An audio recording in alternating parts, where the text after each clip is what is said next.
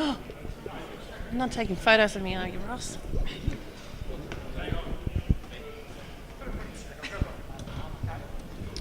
Go when we're ready. Today we're joined by Kayla. Kayla is Carl Jochum's partner. Travelled all the way over here from the US and has been here as part of our Codference for this year. And I'd just like to thank her for coming here today and welcome her to the 2018 Murray Codference at Shepparton. And we're just really grateful that you're here today. And I was just wondering what your highlight has been of your trip to Australia so far this year. This is my second trip. This year we did a lot of business work, but got to do some fishing as well. I think my favorite part was going out to Green Hills, and that's where Carl kind of grew up and did a lot of farm work out there and getting to see the koalas and all the kangaroo, and didn't see an emu. That's still on my bucket list, but just getting to experience the outdoor life here was probably my favorite thing this year. Have you had a chance to go fishing while you've been here? Not this trip. I didn't get a chance to go this trip.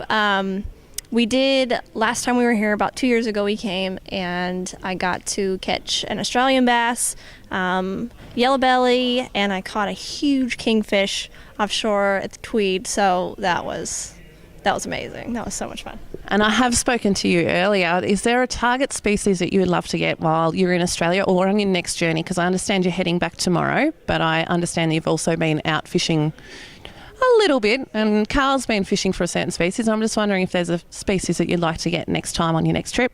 Absolutely. Carl actually went out and did a couple cod sessions this year, but I didn't get the invite for that one, unfortunately.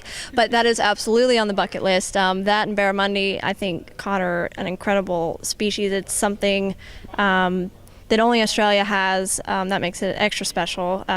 You guys are very lucky to be the home of that. But yeah, absolutely. That's definitely my top bucket list fish for sure. And I've watched your journey along with Carl over the years as you've been on the adventure over there of being a part of the bass tournament scene. And I was just wondering, how did you actually get into fishing? So as far as getting into fishing initially, Idaho is a very outdoorsy, recreational area, so fishing was something that I grew up doing, a lot of trout fishing, a little bit of bass fishing, but it really took off after meeting Carl and getting into the actual fishing industry. That was kind of when that really started, meeting Carl about 4 years ago. So. And what role do you play now in the fishing industry over in the US? A big part is I'm a huge supporter of Carl, and helping him chase his dream over there is something that I am incredibly blessed to be able to do.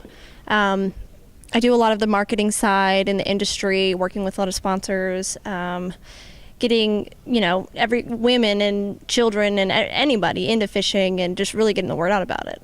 Yeah. And I've seen some of your amazing catches over the times of the bass, the largemouth bass. I'm like, wow, that'd be amazing to target one day.